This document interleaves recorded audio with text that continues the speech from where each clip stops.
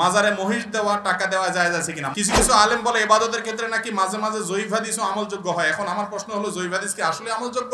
ছেলেটা কোরআন শিখিয়েছি, মাদ্রাসায় যেতে চায় না, করণীয় কি? মৃত ব্যক্তির জন্য 4 বা 40তম দিনে খাওয়ানো জায়েজ আছে কিনা? অলিমার ছেলের পক্ষ খাওয়াবে নাকি মেয়ের পক্ষ খাওয়াবে? চেয়ারে বসে নামাজ পড়া যাবে কিনা? কোন কোন সময় নামাজ পড়া নিষেধ? টাকা ধার্য করে খতমে ইউনূস পড়া যাবে কিনা? গর্ভবতী মহিলার স্বামী জানাজা পড়তে পারবে কিনা? 3 কুল পড়ে কবর জিয়ারত করা হয়, এটা কি সঠিক কিনা? দাফনের শেষে মুনাজাত করা যাবে কিনা? বিবাহের উদ্দেশ্যে হিন্দু মেয়ের সাথে প্রেম করা যাবে কিনা? প্রায় 1 বছর আগে আমার পরিবার এক প্রবাসী ছেলের সাথে আমার বিয়ে ঠিক করেন এবং আমাকে আংটি পরিয়ে রাখেন। পরিবারের সম্মতিতে ছেলের সাথে যোগাযোগ রাখি। এখন উপযুক্ত কোনো কারণ না দেখেই আমার বাবা এই বিয়েটা বাতিল করতে চাচ্ছেন, কিন্তু আমি ওই ছেলেকে বিয়ে করতে চাই। এক্ষেত্রে শরীয়ত কি বলে এবং আমার করণীয় কি? রাতে গাছের ঢাল এবং ফল কাটা যাবে কিনা?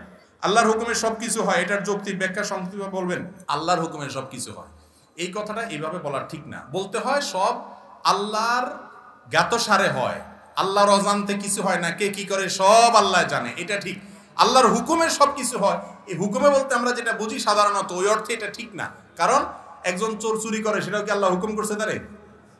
তবে হ্যাঁ, আমরা যারা বলি আল্লাহর হুকুমে সবকিছু হয়, আমাদের উদ্দেশ্য ওইটাই, মানে যে যা করে আল্লাহ তাআলা জানেন কে কি করতেছে, তাকে করার সুযোগ আল্লাহ দিয়ে রাখছেন, কিন্তু আল্লাহর হাতে সেটা আল্লাহ দেখতেছেন। আল্লাহর হুকুমে মানে আল্লাহর নিয়ন্ত্রণে আছে, আল্লাহ দেখতেছেন, আল্লাহর জ্ঞাতসারে আছে, এর মাধ্যমে সবকিছু হয়। আল্লাহর অনুমতি বা আল্লাহর জ্ঞাতসার ছাড়া কিছু হয় না, এটা ঠিক আছে। কিন্তু আল্লাহর হুকুম মানে আল্লাহর নির্দেশে সবকিছু হয়, এটা ঠিক না। তাহলে যে চোর চুরি করে সে কি আল্লাহর নির্দেশে করে নাকি? হ্যাঁ, এভাবে বলা ঠিক না ওই অর্থে। আল্লাহর জ্ঞাতসারে সবকিছু হয়। কোন কোন সময় নামাজ পড়া নিষেধ? নামাজ 3 সময় পড়া হারাম। সূর্য যখন উঠে ঠিক সকালে, আর দুপুরে ঠিক মাঝামাঝি যখন থাকে, আর সূর্য যখন ডুবে, 3 সময় নামাজ পড়া হারাম। আর কিছু মাকরু সময় আছে, অপছন্দনীয় টাইম আছে। নামাজে ইমামের ভুল জানা সত্ত্বেও ইক্তেদা করার বিধান কি? ইমাম ভুল করতেছে আপনি জানেন, তারপরেও তার পিছনে নামাজ পড়েন, বিধান কি হবে? উত্তর হলো, ইমাম যদি ভুল করে আপনি নিশ্চিত জানেন, তাহলে সেক্ষেত্রে ভুলটা দেখতে হবে কেমন ভুল। যদি বড় ভুল হয় যে কেরাতে এমন ভুল যে নামাজই সহি হবে না, তাহলে ওই ইমামের পিছনে নামাজ পড়া জায়েজ নাই, ইমাম চেঞ্জ করতে হবে প্রয়োজনে। এরপরে প্রশ্ন হলো, আমরা জানি নামাজের মধ্যে যে সমস্ত ফরজ রয়েছে, যদি কোনো একটি ফরজ বাদ যায়, সেই ফরজগুলোর কোনোটা বাদ গেলে কি নামাজের ক্ষতি হবে নাকি শুধু গুনাহ হবে আর কি? শরীয়ত এতে কি বলে? নামাজের যে ফরজগুলো আছে, কোনো একটা ফরজ যদি বাদ যায়, তাহলে কি দিতে হবে? সেজদাও দিলে নামাজ হবে না? মাশাআল্লাহ, আপনারা তো অনেক মাসালা জানেন। যদি নামাজের কোনো ফরজ ছুটে যায়, তাহলে কোনো সেজদা সাউতে কুলাবে না। ওযু ছুটে গেল নামাজের মধ্যে, শেষে সেজদা সাউ দিয়ে দিলেন, কাজ হবে? আবার পড়তে হবে নামাজ, তারপরে আর পড়া যাবে, যাই ওযু করে এসে নামাজ পড়তে হবে। অর্থাৎ কোনো ফরজ ছুটে গেলে ওইটা হবে না, ওইটা পুনরায় আবার আদায় করতে হবে। আর যদি ওয়াজিব ছুটে যায়, তাহলে সেজদা সাউ দিলে আদায় হবে। আর সুন্নাত ছুটে গেলে কিছুই করা লাগবে না। নামাজের মধ্যে মোট 3 ধরনের ভুল হয়। কয় ধরনের ভুল হয়? সুন্নাত, ওয়াজিব, ফরজ। সুন্নাত ছুটলে কিছুই করতে হবে না, ওয়াজিব ছুটলে সেজদা সাউ দিতে হবে, আর ফরজ ছুটলে নামাজ হবেই না। কথা বুঝতে পারছি? আবার করতে। টাকা ধার্য করে খতমে ইউনূস পড়া যাবে কিনা? দুনিয়াবি কোনো উদ্দেশ্যে, কোনো আমলের মাধ্যমে, দুনিয়ার কোনো উদ্দেশ্য, রোগ বালাই থেকে ভালো হওয়ার জন্য কোনো হুজুর দোয়া করলেন বা কারো দিয়ে কোনো আমল করালেন, রুকিয়া ঝাড়ফুঁক করালেন, এটার বিনিময়ে আপনি দিতে পারেন। কিন্তু যদি জিকির আজকার, এতবার কালিমা খতম, মুর্দা মারা গেছে 70,000 70 লাখ, বা তোমার অমুক দোয়া পড়লে সওয়াব হবে, মুর্দারে লাভ হবে, এটা করাইয়া যদি হুজুরের টাকা দেন, তাহলে আপনার আমও যাবে, সালাও যাবে। আমসালা দুইটা বুঝেন? সওয়াব তো যে পড়ে সে পাবে, আর আপনি টাকাও দিলেন, তাহলে হে বেটা সওয়াব পাইলো তার ব্যাপার, আপনি তো পাইলেন না, টাকাও গেল, আমসালা দুইটাই গেল, লাভ কি হলো? হ্যাঁ, আপনি আপনার ওয়ারিসের সবাই মিলে পড়েন। এটা পয়সা দিয়ে সবকিছু কিনা যায় না। আখিরাতের আমল এবং সওয়াব এটা পয়সা দিয়ে কিনা যায় না। এভাবে যার যারটা শেষে করতে। আল্লাহ বলেছেন, লাইসা লিল ইনসানি ইল্লা মা সাআ, মানুষ যেটা নিজের জন্য আমল করে সেটাই সে পাবে, অন্যটা সে পাবে না। গর্ভবতী মহিলার স্বামী জানাজা পড়তে পারবে কিনা? কত ফতোয়াবাজি যে আমাদের দেশে মহিলাদের বিরুদ্ধে চলে, যত ফতোয়ার অত্যাচার 2 শ্রেণী মানুষের উপরে, এক হলো মহিলা, আর একটা হলো মসজিদের ইমাম সাহেব, মুয়াজ্জিন সাহেব। ইমাম সাহেব, মুয়াজ্জিন সাহেবদের উপরে যত ফতোয়া, হুজুররা এটা করতে পারবো নি, ওইটা করতে পারবো নি। আরে ভাই, হুজুরদের জন্য কি আলাদা শরীয়ত আছে?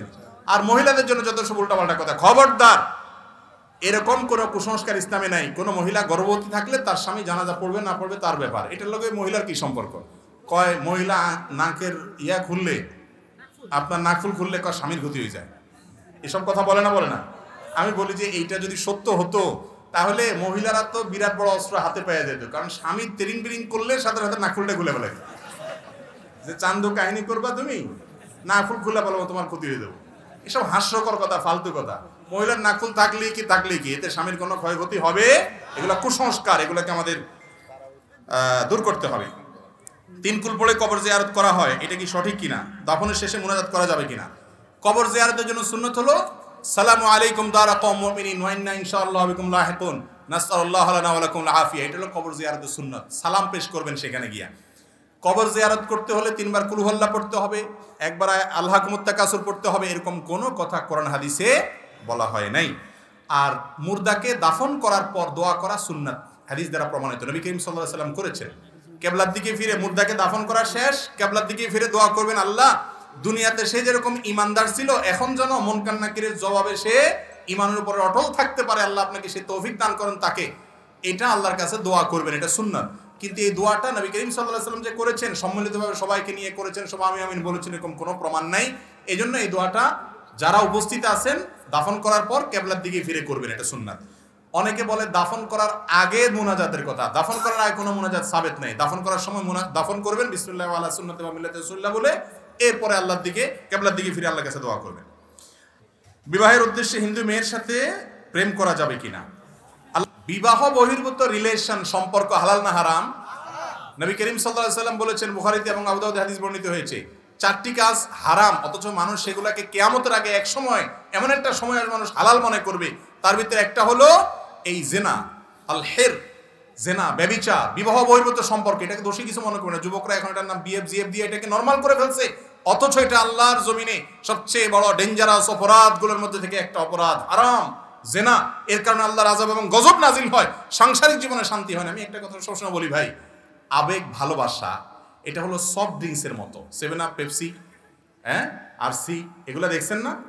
এগুলোর যে ঝাঁজ, এই ঝাঁজটা খোলার পরে কি অনেক সময় থাকে? খুলে ফেললে একটু পরে আস্তে এটা নর্মাল পানির মতো আস্তে আস্তে হয়ে যায়, তাই না? আবেগ ভালোবাসা এরকম। যুবক ভাইয়েরা এই ভালোবাসাটাকে ধরে রাখেন, এটাকে ধরে রাখেন। বৈধ ভালোবাসা যখন বাসার সুযোগ আসবে, আল্লাহ যখন স্ত্রী দিবেন, তখন এই ভালোবাসাটাকে নিবেদন করবেন, এনজয় করবেন, লাইফটা হাসি খুশিতে কাটাবেন, হ্যাপি থাকতে পারবেন।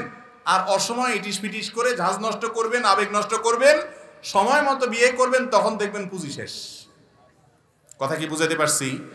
এই জন্য যেগুলো এই বিবাহ বহির্ভূত সম্পর্ক করে, এগুলোর ম্যাক্সিমাম দাম্পত্য জীবনে শান্তি থাকে না, ঝগড়াঝাটি লাগে। দেখেন ওই যে প্রেমের টিচার যারা, এই অবৈধ সম্পর্কের যারা প্রশিক্ষক, নায়ক নায়িকা, গায়ক গায়িকা, বিভিন্ন মডেল তারকা, এরা আপনাদেরকে নাটকে সিনেমা দেখায় কেমনে বাপ মার সাথে বেয়াদবি করে, সমাজের কথা না শুনে, আল্লাহর কথা না বাদ দিয়ে, আল্লাহর কথা বাদ দিয়ে তারপরেও ধরি পালায় যাইতে হবে, যাইয়া প্রেম জয় করে ফেলতে হবে। এসব আকতা কুকতা দেখায় না এরা। এগুলোর এক একটা দেখবেন বিয়ে 6 মাস টিকে, 4 মাস টিকে, আধা বছর টিকে, 1 বছর টিকে, আইজো ধায় কাইলো ধায়, এক একটা 4 বিয়া 5 বিয়া 7 বিয়া হয়। শান্তি এদের জীবনে হয় না, কারণ শান্তি আল্লাহ তাআলা এখানে রাখেন নাই। যারা আপনাকে প্রেমের ট্রেনিং দিচ্ছে, ও নিজেই প্রেম করে শান্তি পায় না, আপনি কোত্থেকে পাবেন?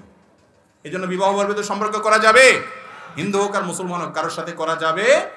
কোন হিন্দু মেয়েকে আপনি দাওয়াত দিয়ে ইসলামে আনতে পেরেছেন, তিনি স্বেচ্ছায় ইসলাম গ্রহণ করেছেন, তারপর আপনি তাকে বিবাহের প্রস্তাব দিয়ে বিবাহ করবেন। বিবাহ বহির্ভূত কোনো ইটিস পিটিস করবেন না। আল্লাহ তাআলা আমাদেরকে হারাম থেকে বেঁচে থাকার তৌফিক দান করুন। এটার জন্য কলিজা লাগে যুবক, কলিজা। এটা সবাই পারে না। সমাজের সব নষ্টামির দিকে চলে যাচ্ছে, আমি একা স্রোতের বিপরীতে চলবো, এর নাম মুসলমান। জান্নাতে বেশি মানুষ যাবে না জাহান্নামে বেশি মানুষ যাবে? জান্নাতে বেশি লোক যাবে না জাহান্নামে বেশি লোক যাবে? জান্নাতে যাওয়া লোকের সংখ্যা কম। সব যুবক জিএফ নিয়ে ঘুরে, আপনার কোনো জিএফ থাকবে না, অপেক্ষায় থাকবেন হালাল স্ত্রীর জন্য।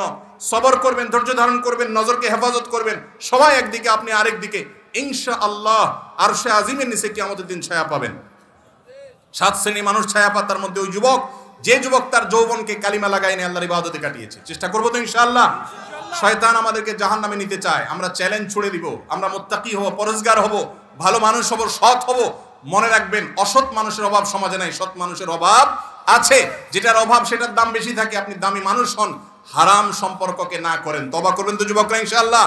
যত রিলেশন আছে অবৈধ সবগুলোকে কাট করে দিবেন শুধু আল্লাহকে খুশি করার জন্য। সাথে সাথে দেখবেন আল্লাহর সাথে একটা রিলেশন, একটা আত্মিক সম্পর্ক হয়ে গেছে। আল্লাহ আমাদের তৌফিক দান করুন। এরপরে প্রশ্ন হলো, হাঁটুর উপর কাপড় উঠলে অনেকে বলে ওযু নষ্ট হয়ে যায়, আবার অনেকে বলে ওযু নষ্ট হয় না, কারণ অজু ভঙ্গের কারণের মধ্যে নাকি হাঁটুর উপর কাপড় ওঠার কথা নাই। এক্ষেত্রে শরীয়ত কি বলে? খুব সুন্দর প্রশ্ন। এবং এই ভুল ধারণাটা আমাদের এই অঞ্চলে একটু বেশি। এই অঞ্চলে মানুষের মধ্যে দেখা যায় যে এই ধরনের ধারণা একটু বেশি। হাঁটুর উপরে কাপড় উঠলে বলে যে অজু চলে গেছে। আসলে কি যায় না। হাঁটুর উপরে কাপড় ওঠার সাথে অজু যাওয়ার সম্পর্ক, অজু যাওয়ার সম্পর্ক কিসের সাথে বলেন তো? অজু ভঙ্গের সাথে। বায়ু আসলো কিনা, পেশাব পায়খানা আসলো কিনা, ঘুমায় পড়ছেন কিনা, এগুলো অজু ভঙ্গের কারণ। বেহুশ হয়ে গেলেন কিনা, হ্যাঁ, রক্তপুষ পানি বাইরে হয়ে গড়ায় পড়ছে কিনা, এগুলো অজু ভঙ্গের কারণ। অজু ভঙ্গের কারণ যদি না পাওয়া যায় তাহলে হাঁটুর উপরে কাপড় ওঠার কারণে কি হবে না? অজু ভাঙবে। তবে যদি মানুষের সামনে, আরেকজনের সামনে হাঁটুর উপরে আপনার যার সতর যে আপনার দেখার জায়েজ নাই, অজুখানা অজু করতে গিয়ে এইভাবে হাঁটুর উপরে কাপড় উঠেছেন অন্যের সামনে, অজু না ভাঙলে কি হবে? ফরজ ভেঙে যাবে। ফরজ ভাঙা বুঝেন কি?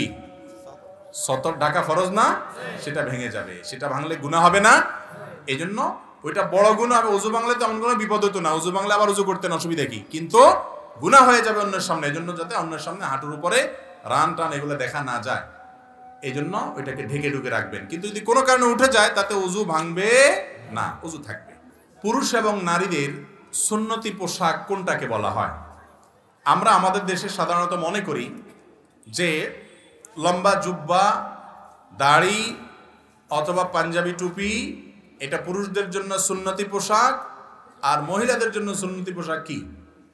থ্রি পিস, ওড়না, এরকম এগুলোকে আমরা সুন্নতি পোশাক মনে করি। মূলত পোশাকের ক্ষেত্রে কোরআন এবং হাদিসের মৌলিক নির্দেশনা আছে, সেই নির্দেশনাগুলো মানাই হলো আমাদের কর্তব্য। যেমন পুরুষের জন্য কোরআন এবং হাদিস পোশাকের ক্ষেত্রে যে নীতিমালা দিয়েছে তার প্রথম হলো পুরুষ নারীর সাথে মিল হয়, নারীর পোশাকের সাথে খাপ খায়, সাদৃশ্য হয়, দেখতে একই রকম লাগে, সেই স্টাইল বেশভূষা ধারণ করবে না। একই কথা নারীর ক্ষেত্রেও প্রযোজ্য। নারী পোশাক পরার ক্ষেত্রে পুরুষের মতো পোশাক পরবে না। আজকাল আছে না, প্যান্ট শার্ট পরে নারী না পুরুষ বোঝা যায় না, একই রকম পোশাক পরে, এটা হাদিসে নিষেধ এবং নবী সাল্লাল্লাহু আলাইহি ওয়াসাল্লাম লানত করেছেন এরকম পোশাক যারা পরে তাদের উপরে। এক। দ্বিতীয়ত, পুরুষের জন্য সতর হলো নাভি থেকে হাঁটুর নিচ পর্যন্ত এটুকু কমপক্ষে ঢাকা। বাকিগুলো যদি অন্য পুরুষরা দেখে অসুবিধা নেই। আর নামাজের সময় বিশেষ করে কাঁধও ঢাকার কথা হাদিসে আসছে। যত সুন্দর পোশাকে নামাজ পড়া যায় তত ভালো। মহিলাদের জন্য নামাজের পোশাক হলো তাদের মুখমণ্ডল, দুই হাতের কবজি ছাড়া গোটা শরীর চুল সহকারে সবগুলো ঢাকতে হবে। শাড়ি পরলেও তার উপরে বড় ওড়না বা চাদর দিয়ে এমনভাবে ঢাকতে হবে যে হাতের গোছা, পেট, পিঠ, কাঁধ, বুক এগুলো যেন দেখা না যায়, গলা যেন দেখা না যায়, এগুলোকে ঢাকতে হবে। এগুলো সতর নামাজের মধ্যে। আর নামাজের বাইরে পরপুরুষের সামনে আলমারআতু আওরা, নবী সাল্লাল্লাহু আলাইহি ওয়াসাল্লাম বলেছেন নারী আপাদমস্তক নিজেকে ঢেকে ঢুকে রাখবে তার সম্ভ্রম রক্ষার জন্য, তার আত্মসম্মানের জন্য, আত্মমর্যাদার জন্য। তাকে নিয়ে কেউ বাজে চিন্তা করবে, তাকে নিয়ে কেউ মনে মনে কুকল্পনা করবে, সেই সুযোগ দিবে না একজন সম্ভ্রান্ত মুসলমান নারী। সেই জন্য তাকে আল্লাহ তাআলা পর্দার নির্দেশ করেছেন পরপুরুষের সামনে। আর বাসার সাধারণ মহিলাদের সামনে সাধারণ ড্রেসে থাকবেন। এর বাইরে তৃতীয় যে নির্দেশনা আছে সেটা হলো অমুসলিম এবং কাফেরদের ধর্মীয় কোনো নিদর্শন বহন করে এমন কোনো পোশাক পরবে না। আজকাল কিছু ধুতির মতো পায়জামা বের হয়েছে, আছে না? নেই? যে ধুতির মতো পায়জামা, দেখতে ধুতির মতো লাগে, তাহলে ধুতি এটা একটা ধর্মীয় পোশাক আমাদের হিন্দু ভাইদের। তারা তাদেরটা করছে করুক, কিন্তু একজন মুসলিম হিসাবে আমি তার বেশ ধারণ করতে পারি না, তার সাথে সাদৃশ্য করতে পারি না। আবু দাউদের হাদিসে নবী সাল্লাল্লাহু আলাইহি ওয়াসাল্লাম বলেছেন মান তাশাব্বাহা বিকওমিন ফাহুয়া মিনহুম, যারা যাদের সাথে বেশ ধরে তারা তাদের দলে চলে যায়। তাহলে এটা হলো তৃতীয় মূলনীতি। সেটা নারীর জন্য, পুরুষের জন্য। অমুসলিম, কাফের, ফাসিক এমন এক মডেলের বেশভূষা ধরলেন, সে মডেল যেরকম ক্যাপ পরে আপনি এরকম ক্যাপ পরলেন, তার ভিতর আল্লাহর ভয় নাই, সে ফাসিক। তাহলে সেক্ষেত্রে আপনি পোশাকের ক্ষেত্রে শরিয়ার নীতিমালা লঙ্ঘন করলেন। আপনি মুত্তাকিদের লেবাস পরবেন, নেককাররা সাধারণত যে পোশাক পরে সে পোশাক পরবেন। পাঞ্জাবির ক্ষেত্রে আপনি জুব্বা পরেন অথবা ফাড়া পরেন। বাংলাদেশের মানুষের ঐতিহ্যের পোশাক হলো মূলত পাঞ্জাবি আর লুঙ্গি। পাঞ্জাবি আর কিরে ভাই, এই ঐতিহ্য ধরে রাখছে হুজুররা সবচাইতে বেশি। লুঙ্গি হুজুররা তুলনামূলক সবচাইতে বেশি পরে, ঠিক না ঠিক? মাস্টাররা লুঙ্গি কম পরে, হুজুররা একটু বেশি পরে। অথচ লুঙ্গিটা হলো আমাদের দেশের ঐতিহ্য। প্যান্ট এটা তো আমাদের দেশের ঐতিহ্য না, ঠিক না ঠিক? আমাদের যত জাতীয় নেতা ছিলেন তারা দেখেন বেশিরভাগই লুঙ্গি আর পায়জামা পরতেন, ঠিক না ঠিক? এবং এটা আমাদের দেশের আবহমান কাল থেকে চলে আসা পুরুষদের এই পোশাক। কিন্তু এখন এটা পড়তে আমাদের লজ্জা হয়। আমাদের যুবকরা তো বাইরে বাসায়ও লুঙ্গি আজকাল পড়তে চায় না। শহরের যুবকরা তো 3/4 প্যান্ট ছাড়া আর কিছু বুঝে না। চুঙ্গা পড়তে জানে শুধুমাত্র, লুঙ্গি পড়তে জানে না। কি স্বাধীনতা লুঙ্গিতে আছে, এটা যদি জানতো তাহলে সবাই লুঙ্গি ধরতো। যাই হোক, তো লুঙ্গি আর প্যান্ট কথা না, প্যান্ট যদি কোনো যুবক পরেন সেটা যদি ঢিলা ঢালা হয়, সেটা যদি পর্দা মানে পোশাকের যে নীতিমালা আছে এটা লঙ্ঘন না হয়, কোনো অসুবিধা নেই। আপনি এমন টাইট পোশাক যদি পরেন তাতে আপনার শরীরের অঙ্গ প্রত্যঙ্গ বুঝে আসে, সতরের যে অংশগুলো সেগুলো প্রকাশিত হয়ে যায়, স্পষ্ট হয়ে যায়, বোঝা যায়, তাহলে সেটা জায়েজ নাই। মেয়েদের পোশাকের জন্য আমাদের একটা মৌলিক নীতিমালা হলো যে মেয়েরা তারা এমন পাতলা পোশাক পরবেন না যেই পোশাক পরার কারণে পরা না পরা সমান। নবী সাল্লাল্লাহু আলাইহি ওয়াসাল্লাম বলেছেন, রুব্বা কাসিয়াতিন ফিদ দুনিয়া আরিয়াতুন, রুব্বা কাসিয়াতুন আরিয়াত। অনেক মহিলা আছে দুনিয়াতে এমন পোশাক পরে পাতলা, এরা পোশাক পরে না পরার সমান। এই পোশাক পরার না পরার সমান সব দেখা যায়, আছে না নাই এরকম? এই পোশাক কিনা জায়েজ নাই, বিশেষ করে বাহিরে পরার জন্য, চলার জন্য। পুরুষরা এগুলা কিনবেন না, মহিলারা এগুলা পরবেন না। এবং এই ধরনের উলঙ্গপনা পোশাক, এগুলো অশ্লীলতা জোয়ার সমাজে নিয়ে আসে, এর কারণে গুনাহগার হবে যারা পড়ে। তারা যারা পড়তে দেয়, যে সমস্ত পুরুষরা কিনে দেয়, তারা হলো দায়ুস, জান্নাতে যাবে না। আবার কিছু পোশাক আছে আজকাল এমন টাইট, যে টাইট পোশাকের কারণে শরীরের অঙ্গ প্রত্যঙ্গগুলো ফুটে যায়। ছোট ছোট বাচ্চা মেয়েদেরকে পর্যন্ত আজকাল এমন পোশাক পরানো হয় যেগুলো দৃষ্টিকটু, অশ্লীল। কমপক্ষে হাফ হাতা, কোয়ার্টার হাতা পর্যন্ত বাচ্চাদের জামা বানায় দিবেন। মেয়ে বাচ্চাদের একটু ঢোলা ঢালা যেন থাকে সেদিকটা খেয়াল করবেন। আর পুরুষরাও একই কথা প্রযোজ্য, যে এমন কোনো পোশাক পরবেন না যেটা ফাসিকদের সাথে সাদৃশ্য হয়। আজকাল যুবক ভাইরা অনেকে দেখা যায় এমন গেঞ্জি পরে, এমন প্যান্ট পরে যে রুকুতে গেলে এক এক দেশে চলে যায়। একটা পূর্বাকাশে, একটা পশ্চিম আকাশে চলে যায়, মাঝখান দিয়ে মাজা দেখা যায়, নামাজও হবে না। এই রোগটা আমাদের মধ্যে আছে না নাই? তাহলে এগুলোর উপরে আমরা খুব সাবধান থাকবো। আল্লাহ তাআলা আমাদেরকে আমলের তৌফিক দান করুন। পোশাকের ক্ষেত্রে সুন্নতি পোশাকের কথা বলতে গিয়ে এতদূর আসছে। পোশাকের ক্ষেত্রে শরীয়তের যে ড্রেস কোড আছে সেটা খেয়াল করবেন। পুরুষ টাকনুর নিচে পোশাক পরবেন না, বিশেষ করে প্যান্ট, লুঙ্গি, চাদর, জুব্বা, এগুলো টাকনুর নিচে যেন না যায়। আর মহিলারা তারা টাকনুর নিচে পরবেন, টাকনুর উপরে পরবেন না। এখন উল্টা হয়ে গেছে, প্লাজো পায়জামা বাইর হয়েছে, টাকনুর এক বিগত আধা বিগত উপরে থাকে, আর পুরুষের প্যান্ট অটোমেটিক টাকনুর নিচে চলে যায়। ঠিক না বে ঠিক? রাসূল সাল্লাল্লাহু আলাইহি ওয়াসাল্লাম যেটা নিষেধ করছেন, ইবলিস ওইটা আমাদেরকে দিয়ে বেশি করায়, কারণ সে জানে আমরা রাসূল সাল্লাল্লাহু আলাইহি ওয়াসাল্লামের কথা শুনলে জান্নাতে চলে যাব। এজন্য তার সাথে সংগ্রাম করতে হবে। পুরুষ টাকনুর নিচে পোশাক পরবেন না। ম্যাক্সিমাম যুবক এবং পুরুষরা টাকনুর নিচে পোশাক পরেন। নবী সাল্লাল্লাহু আলাইহি ওয়াসাল্লাম বলেছেন, যারা এরকম পোশাক পরে তারা জাহান্নামে যাবে, তাদের ওই অংশ জাহান্নামে যাবে। এই জন্য পোশাকের ক্ষেত্রে এই সমস্ত ড্রেস কোডগুলো আমরা মাথায় রাখবো। এগুলো মাথায় রেখে যদি চলেন, ইনশাআল্লাহ আপনার পোশাক পরা জায়েজ হবে।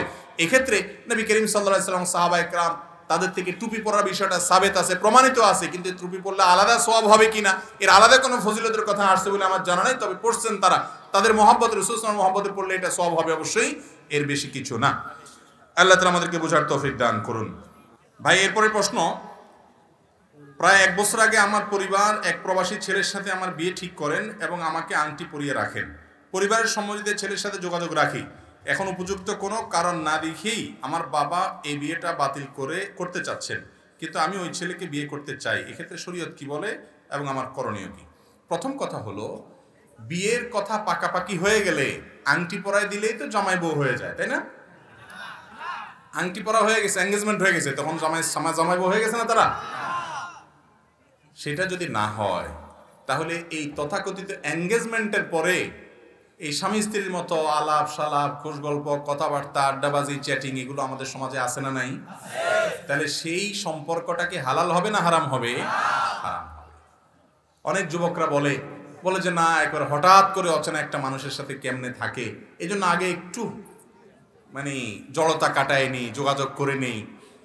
এইসব যারা করেন তাদেরকে আমি সব সময় একটা কথা বলি, আমার ডানে বামে অনেক মুরব্বীরা আছেন, সামনে অনেক মুরব্বীরা আছেন, চাচা মেয়েদেরকে জিজ্ঞাসা করেন, বাপ মা ধরে নিয়ে গেছে, হয়তো বাজার থেকে টেনে নিয়ে যায়, কোথাও বিয়ে পড়াই দিছে, খবরও নেই, পড়ায় চলে আসছে, কার সাথে বিয়ে হয়েছে ভালো করে হয়তো জানেও না বেচারা, বা জানছে খবর নিছে, একবার না জানলে সেটা আবার দোষের। যাই হোক, কিন্তু বিয়ে হয়েছে যে তার আগে কোনো সম্পর্ক ছিল না ছেলের সাথে, মেয়ের সাথে ছিল, তখন ফেসবুকে মেসেঞ্জারে ইটিস পিটিস করার সুযোগ ছিল না, কিচ্ছু ছিল না। তারপরেও চাচা মিয়ার চাচির সাথে যে মহব্বতের সম্পর্ক, সেটা সুপার গ্লুর চাইতেও হার্ড।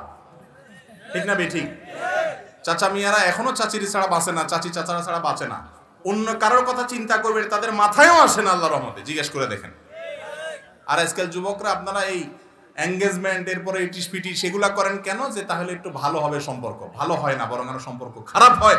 কারণ আল্লাহর নিষিদ্ধ পথে কখনো শান্তি আসে, এই জন্য ঘরে ঘরে স্বামী স্ত্রী ঝগড়া এবং মারামারি এবং তালাক হয়।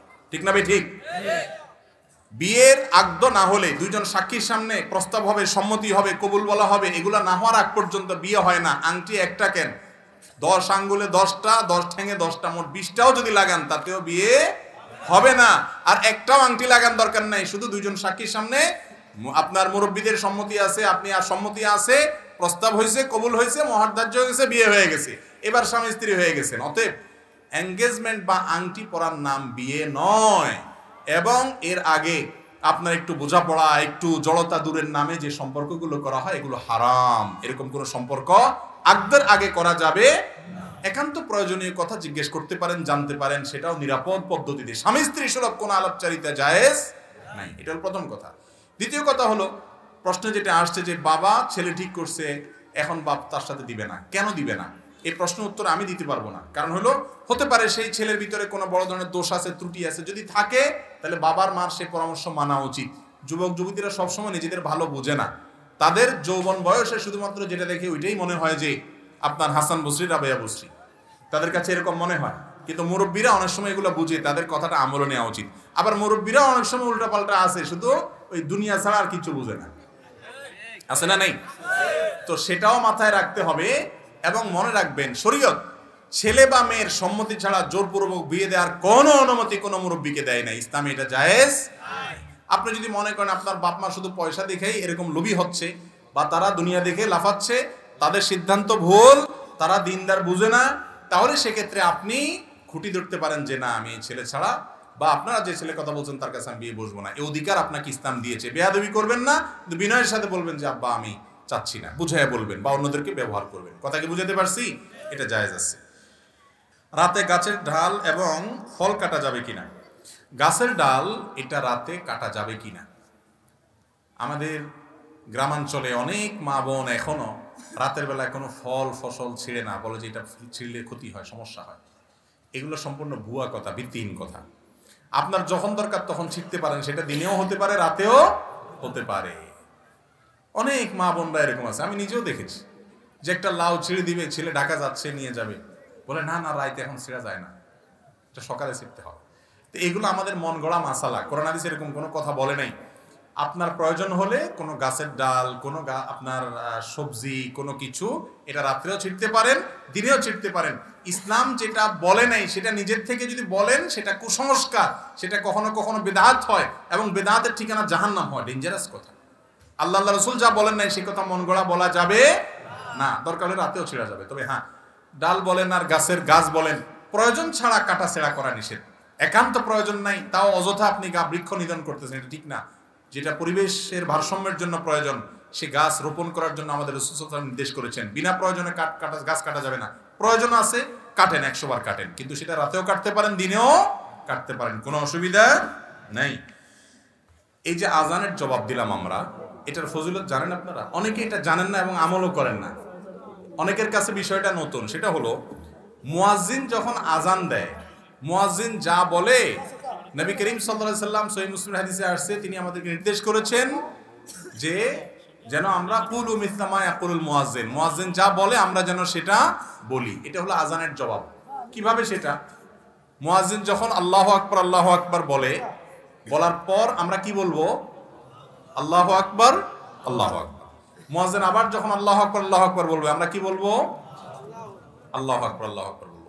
মুয়াজ্জিন যখন আশহাদু আল্লা ইলাহা ইল্লাল্লাহ বলে, আমরা কি বলবো? আশহাদু আল্লা ইলাহা ইল্লাল্লাহ। মুয়াজ্জিন যখন আশহাদু আন্না মুহাম্মাদুর রাসূলুল্লাহ বলবে 2 বার, আমরা কি বলবো? প্রত্যেকবার বলার পরে আমরা আশহাদু আন্না মুহাম্মাদুর রাসূলুল্লাহ বলবো।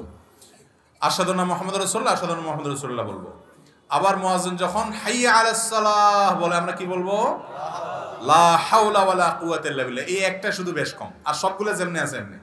মুয়াজ্জিন যখন আবার বলবে হাইয়া আলাস সালাহ, কি বলবো?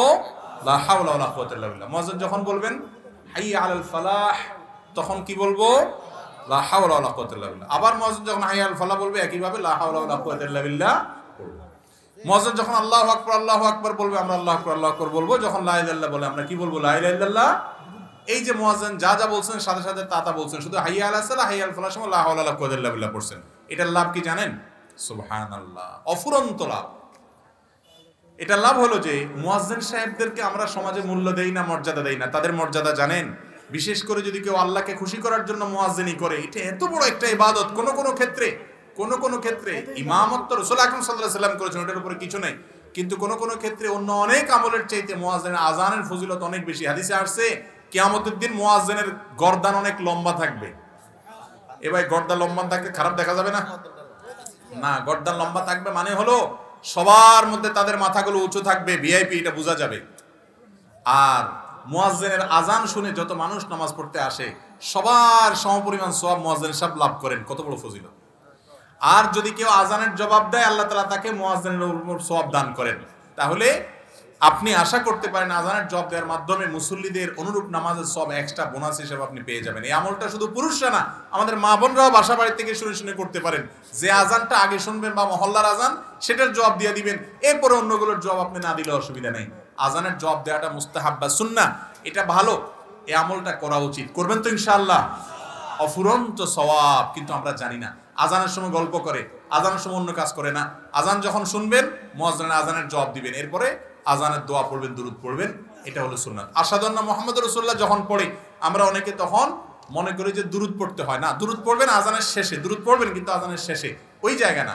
এখানে হাদিসে, সহিহ মুসলিমের হাদিসে নবী সাল্লাল্লাহু আলাইহি ওয়াসাল্লাম একেবারে হাতে কলমে ধরাই দিয়ে বলে দিয়েছেন যে যখন মুয়াজ্জিন বলবে আশহাদু আন্না মুহাম্মাদুর রাসূলুল্লাহ, তোমরা কি বলবা? আশহাদু আন্না মুহাম্মাদুর রাসূলুল্লাহ। রাসূলুল্লাহ বলেন সাল্লাল্লাহু আলাইহি ওয়াসাল্লাম বলতে, হ্যাঁ, ওনার নাম শুনলে দুরূদ পড়তে হয়, এটা আযানের শেষে বলবে। কথা কি বুঝাতে পারছি? অনেকে আশহাদু আন্না মুহাম্মাদুর রাসূলুল্লাহ বললে হাতে চুমু দিয়ে, আঙ্গুলে চুমু দিয়ে সেটা চোখে লাগায়, বলে এতে চোখের উপকার হয়। মূলত রাসূল আকরাম সাল্লাল্লাহু আলাইহি ওয়াসাল্লাম এর কোনো নির্দেশ দেন নাই। বিভিন্ন বই পুস্তক আছে, ভুইপুর অনেক বই পুস্তকে আছে। নবী করিম সাল্লাল্লাহু আলাইহি ওয়াসাল্লাম আযান দেওয়ার পর যে জবাব শিক্ষা দিয়েছেন, সেখানে এরকম কোনো কথা বলা হয়নি। আযানের জবাব দেব তো ইনশাআল্লাহ। আরেকটা নতুন আমলের কথা জেনে ফেললেন মাঝখান দিয়ে, আলহামদুলিল্লাহ, নতুন একটা ক্লিপ হয়ে গেল বা বিষয় হয়ে গেল। এরপরে প্রশ্ন, চেয়ারে বসে নামাজ পড়া যাবে কিনা?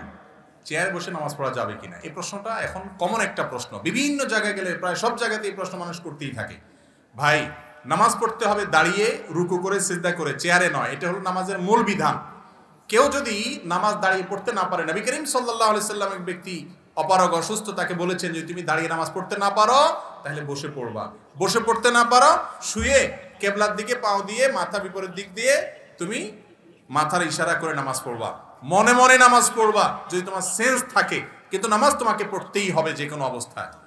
এখন একজন মানুষ যদি দাঁড়াইতে পারে কিন্তু রুকু আর সিজদাটা করতে পারে না, রুকু সিজদা করতে গেলে তার কোমরে ব্যথা হয়, অসম্ভব ব্যথা হয়, অথবা ডাক্তার যিনি নামাজের গুরুত্ব বুঝেন, সেই রকম ডাক্তার যিনি আবার ভালো ডাক্তারও বটে, তিনি বলছেন যে আপনার মাজাতে এক্সরে ইত্যাদি রিপোর্ট করে দেখা গেছে, বোঝা গেছে আপনি নিয়মিত রুকু সিজদা ভাবে করলে আপনার স্থায়ী রোগ হবে, বড় অসুবিধা হতে পারে, এই জন্য আপনি নামাজটা বসে পড়বেন চেয়ারে। এরকম যদি কোনো ধর্ম বুঝে, নামাজ বুঝে এরকম ডাক্তার, আবার ডাক্তারও ভালো, তিনি যদি বলেন যে হ্যাঁ এটাতে বড় কোনো অসুবিধা আছে, সত্যি বড় কোনো অসুবিধা হয় বা এত ব্যথা হয় যে আপনার চিৎকার শুরু হয়, তাহলে সেক্ষেত্রে আপনি দাঁড়ানোর সময় দাঁড়ায়া জামাতে নামাজ পড়বেন, রুকু এবং সিজদার সময় বসে রুকু সিজদা ইশারা করবেন, একটু ঝুঁকে রুকু নিয়ত করবেন, আর একটু বেশি ঝুঁকে সিজদার নিয়ত করবেন, এটা জায়েজ আছে। আর যদি দাঁড়ানোর থেকে বসতেই না পারেন, উঠা বসাও করতে না পারেন, এত বেশি অসুস্থ হন, তাহলে সেক্ষেত্রে আপনি বসে পড়তে পারেন। অনেক মায়েরা আছেন গর্ভবতীর সময়, বিশেষ করে শেষের দিকগুলোতে এত বেশি শরীর ভার হয়ে যায় যে ভারসাম্য ধরে রাখতে পারেন না, ভয় হয় যদি পড়ে যায় তাহলে গর্ভস্থ সন্তানের ক্ষতি হবে, ওনার ক্ষতি হবে। এরকম যদি সিরিয়াস পর্যায়ের কোনো মহিলা থাকেন, খুব কম থাকে এরকম, তাহলে বসে নামাজ পড়তে পারেন। বিশেষ করে ফরজ নামাজটা দাঁড়িয়ে, নফলগুলো ইচ্ছা কিন্তু এমন বসে পড়া যায়, সেটা করতে পারেন। অনেকে বলে চেয়ারে বসে নামাজ পড়া হয় না, এই কমন ভাবে বলা ঠিক না। নবী সাল্লাল্লাহু আলাইহি ওয়াসাল্লাম বসে নামাজ পড়তে বলছেন, আপনি চেয়ারে বসবেন না, নিচে বসবেন, আপনার উপর বসে পড়তে পারেন, জায়েজ আছে। কিন্তু আমাদের দেশে দেখা যায় যে একটু কোমরে ব্যথা হইলে, একটু শরীরটা ভালো লাগতেছে না আজকে, চেয়ারে বসে দফাস করে নামাজ শুরু করে দিস। উনি নিজের মধ্যে একটা ভাব আছে কিনা আল্লাহ জানে, যে একটু আমি চেয়ারে বসে নামাজ, সবাই আপনার রুকু সিজদা করতেছে না। ভাই, কিয়ামতের দিন আল্লাহ তাআলা সিজদা করতে বলবেন, ইয়াউমা ইউদাউনা ইলাস সুজুদ। সেদিন দুনিয়াতে যারা আল্লাহকে শক্তি থাকা অবস্থায় সিজদা করে নাই, নামাজ পড়ে নাই, তারা সেদিন সিজদা করতে চাইবে কিন্তু করতে পারবে না, সুস্থ থাকা অবস্থাতেও পারবে না। এই জন্য চেয়ারে বসে ফ্যাশনগিরি করা চলবে না। আপনি কার সামনে দাঁড়িয়েছেন? আকামুল হাকিমের সামনে, কিসের ফ্যাশন, কিসের মাতবরি? আর বিশেষ করে তরুণ যুবকদেরকে বলছি, এই যে চেয়ারে বসে নামাজ পড়ছে, জিজ্ঞেস করে দেখেন মুরব্বীদেরকে, সে তৃপ্তি হয় না, ভালো লাগে না। আল্লাহকে একটু সিজদা ভালো করে দিতে না পারলে নিজের মনে শান্তি আসে না, রুকুটা সেরকম ভালো করতে পারলে না করলে ভালো লাগে না। এখন পড়তেছেন না নামাজ, একটা সময় পড়তে চাইবেন, চোখের পানি ফেলফেল করে ফেলবেন, কিন্তু পড়ার সুযোগ আর পাবেন না। সময় থাকতে নামাজ পড়বো তো ইনশাআল্লাহ। তাহলে চেয়ারে বসে নামাজ পড়া জায়েজ আছে। যে ব্যক্তি সত্যিই অপারগ, একেবারেই পারে না, তার জন্য হালকা একটু শরীর খারাপ হলে চেয়ারে বসে নামাজ পড়া যাবে না, বিশেষ করে ফরজ নামাজ।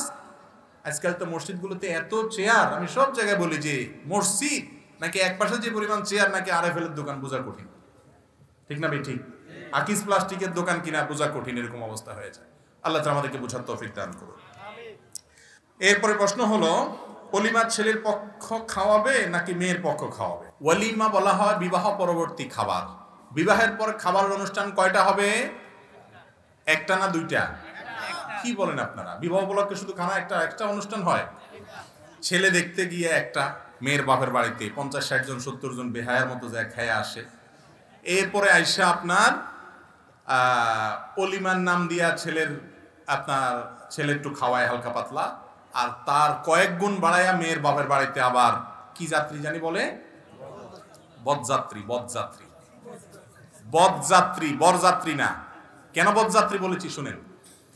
বরযাত্রী হবে তখন যদি আপনি এটা নিয়ে বার্গেনিং করে বেহায়ার মতো নেগোসিয়েশন করেন যে আমাদের পক্ষ থেকে 200 লোক যাবে, মেয়ের বাপ বলছে না 100, কয় না আচ্ছা তাহলে 150, মাঝখান দিয়ে থাকুক, দালাল কয়, দালাল থাকে না একটা ঘটক, এটা কয় না ঠিক আছে 150, তাহলে ঠিক আছে তাহলে 125 আমরা চুক্তি করলাম।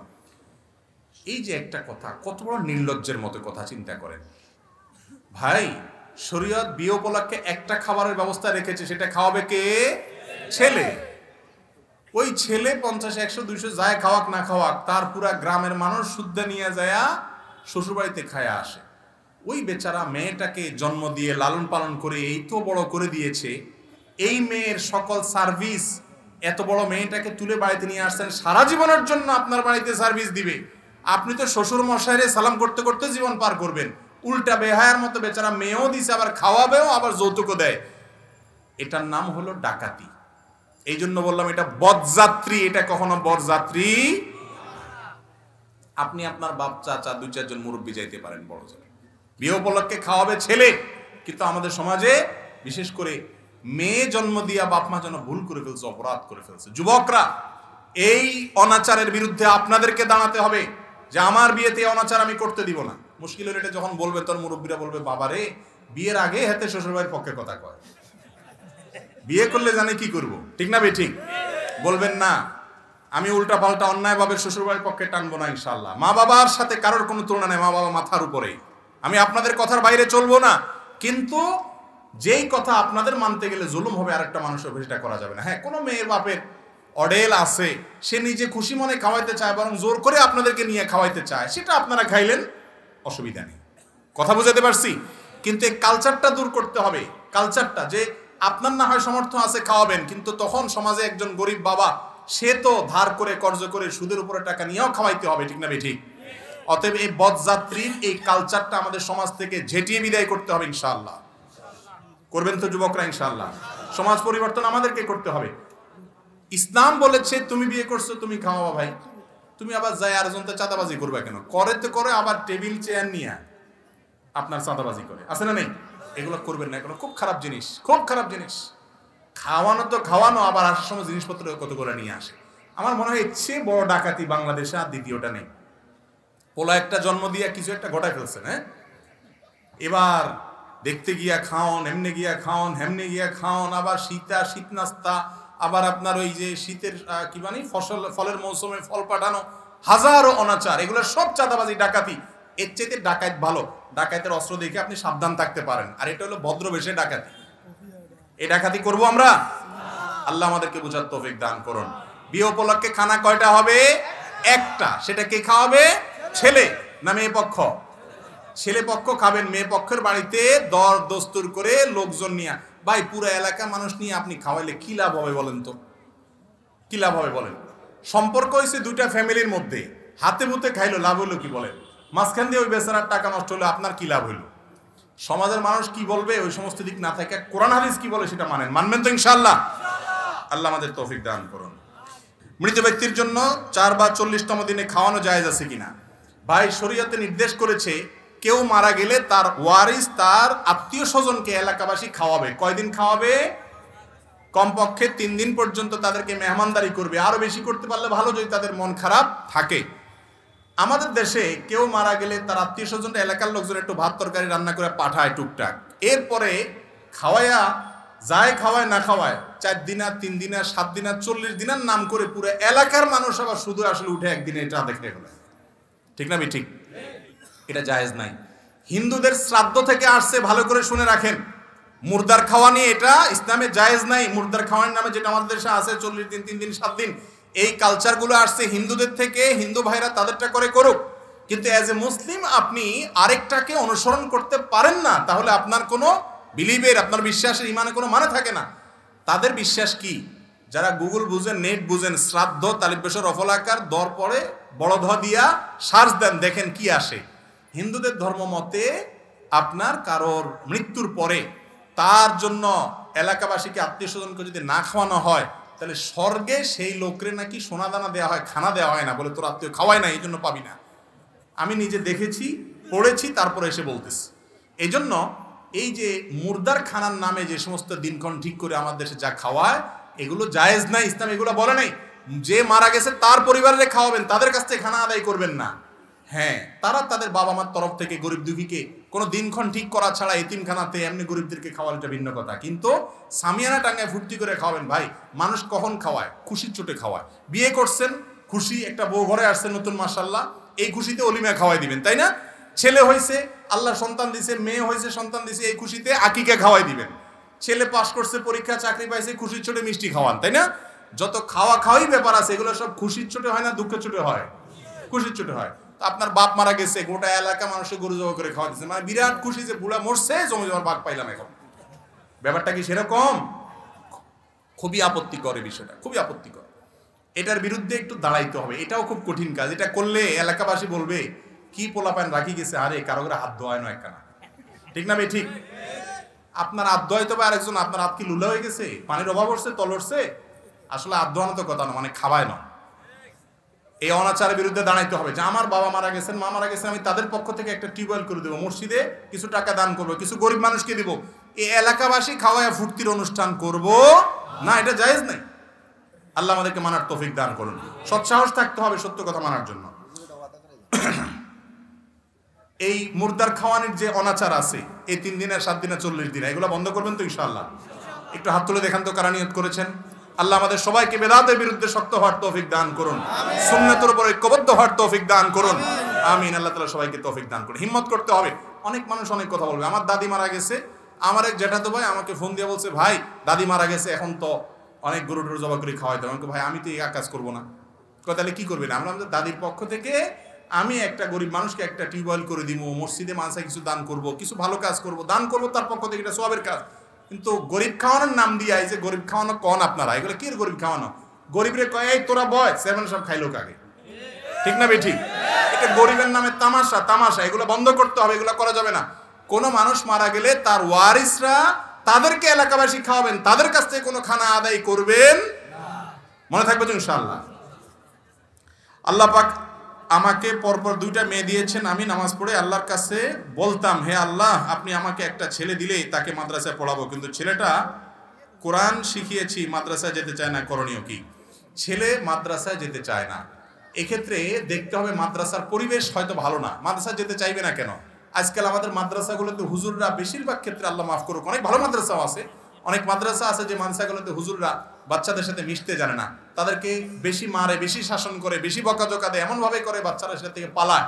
আবার শয়তানও কাজ করে, স্কুলে যেতে চাইলে কয় বেশি করে যা, মাদ্রাসা গেলে কয় যাইস না।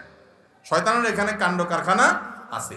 তো যাই হোক, মা বাবা একটা ভালো প্রতিষ্ঠান দেখবেন যেখানে ছেলে হাসি খুলে পড়বে, হেসে খেলে পড়বে এবং মন খুশিতে পড়বে, ইনশাআল্লাহ তাতে কল্যাণ হবে এবং এর মাধ্যমে আপনি সমস্যার সমাধান করতে পারেন। যদি একান্ত না হয়, জবরদস্তি করে তুই মার আর বাস তোরে মাদ্রাসায় পড়া লাগবে, এরকম আবার জবরদস্তি করেন না, তাহলে উল্টা নষ্ট হয়ে যেতে পারে। কোনো ভালো আলেমের সাথে পরামর্শ করবেন।